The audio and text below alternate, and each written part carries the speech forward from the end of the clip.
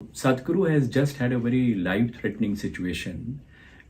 He had headache for the last 4 weeks. The headache was very severe, and he was, ignoring the headache and doing all because he wanted to do all his normal activities. He was resuming all his functions, all his meetings. He even carried out the Mahashivratri function on 8th of March, despite the fact that he was in agonizing pain. He somehow ignored the pain and he continued with all his meetings. The pain really became severe on 15th of March. And that's when he consulted me, and we knew immediately that there was something sinister happening, the way the pain was worsening.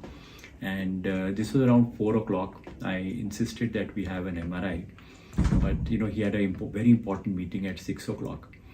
He's so focused on his meetings. He told me, "Doctor, I've never, in 40 years of my life, I've never missed a meeting. And I can't miss this 6 o'clock meeting." Somehow we could actually persuade him, and we got an MRI done. And the MRI actually showed, that he had massive bleeding in the brain. It was outside the brain and below the bone.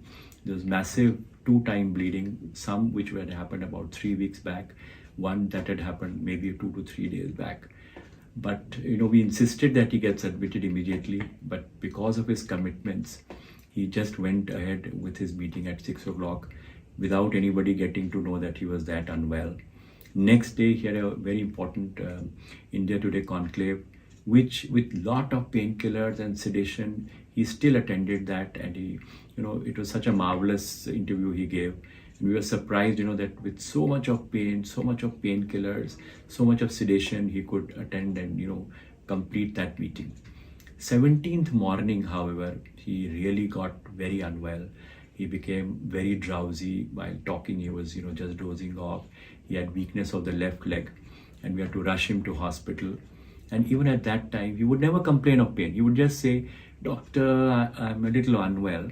But that morning was the first time he said, "Doc, I think the time has come to do what you want to do." And that's the first time he agreed, that we could go ahead with the surgery. So 17th, we admitted him. When we got the CT scan, there was life-threatening swelling in the brain. The brain was shifted to one side, and he had become very dull, very confused, and the left leg had started to get weak. And we had to undergo an emergency surgery on him on 17th itself. We could get him off the ventilator post-surgery, and he has actually done extremely well, much beyond our expectation. And we were joking with him that we have done what we could, but you are healing yourself. So we are actually seeing the kind of improvement we are seeing is beyond our expectation. He is now extremely well. He is now back to his normal self. All his brain, body, and vital parameters are normal, and he's making a steady progress. I think he's probably healing himself more than what we can do for him. The team from Apollo Hospital, including neurologists, neurosurgeons, ICU care physicians, all the nursing staff, OT technicians, they all worked very diligently to ensure that we achieve the best possible outcome for Sadhguru.